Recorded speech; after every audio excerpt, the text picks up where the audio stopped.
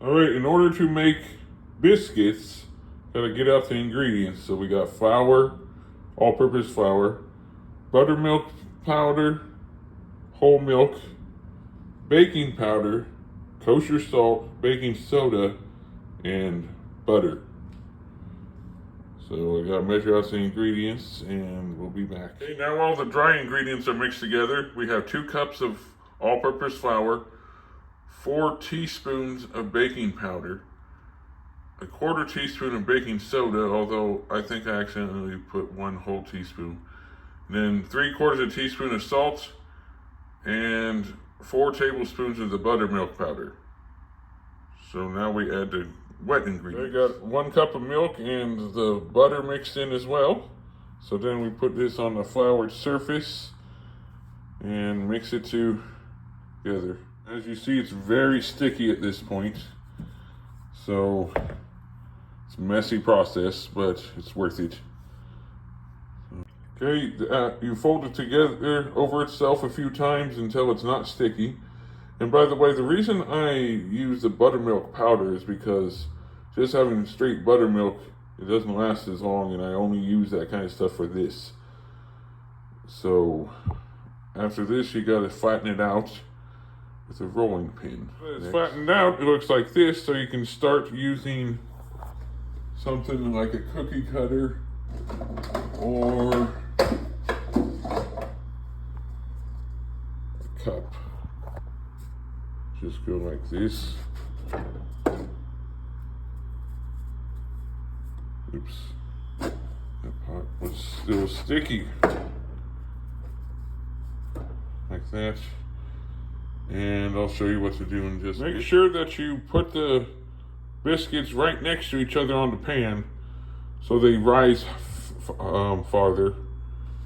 And then you'll have something looking like this, and then you ball that up again and make those into more biscuits. This is the second round of flat dough.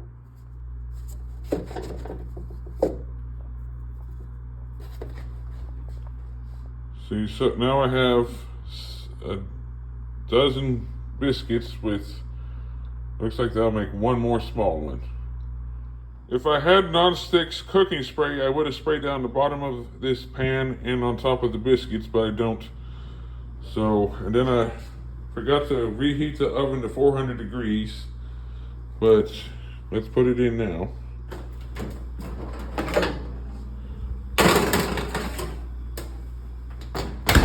All right, meanwhile, I have some russet potatoes that I'm going to turn into hash browns. First thing I need to do is peel them though. Also, I forgot to mention that the biscuits need to be in the oven for 15 to 20 minutes. So while that's waiting, we will do the potatoes. Also, while I'm peeling the potatoes, I'm cooking some mild country pork sausage to make gravy with. Now that the potatoes are peeled, gotta shred them. And the best way to do that is with this food processor. It's hard to do that with one hand though, so. But that's infinitely easier. It only takes a few seconds per potato compared to this thing, which is such a much longer pain in the ass. So, shred those up. Okay, now the potatoes are all shredded up. So in order to make the good hash browns, you gotta try to push out the water out of this stuff. So we'll do that next while the sausage is cooking. This is what the biscuits look like when they came out of the oven after about 18 minutes. So we'll just let those rest for a while.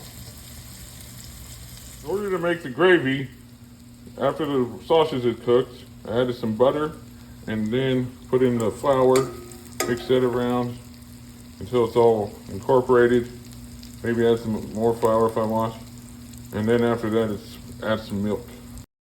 Add the milk to the gravy and mix it around and let it get up to a boil until it thickens. In order to make the hash browns, you gotta melt some butter in a pan and put the potatoes in there. Just a second. All right, the potatoes, you got to cover the entire bottom of the pan and pat it down so it's even. Turns pink like that on its own when it's exposed to air, when it's raw potatoes, in case you didn't know. And we'll keep it like that for a while, so make sure to get crispy. Don't want to turn it over too soon. Yeah, I transferred the hash browns to a different pan when I flipped them over because they were too thick.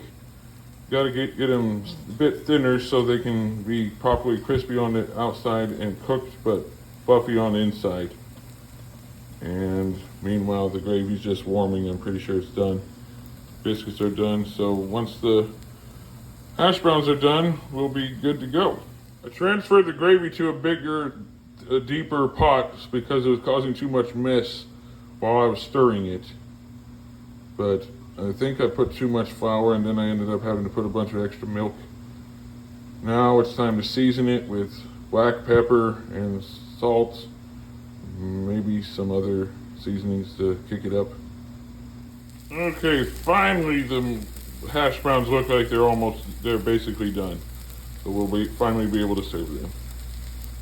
In order to serve it, I like to put some hash browns on the bottom, then put some gravy on top of that, and some biscuits, and then more gravy, more hash browns, kind of layer it such as that. The best way to do the biscuits is to crumble them up, like I did with my hands. They're cold by now, but this gravy and hash browns are still hot, so.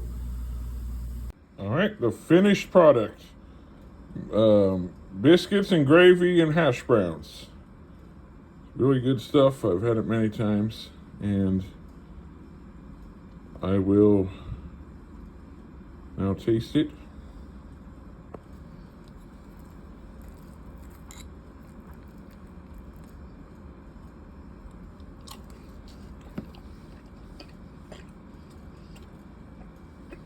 Yep, really good.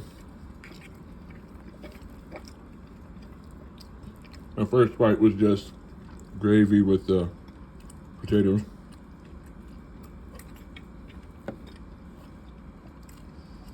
Biscuits also really good. So,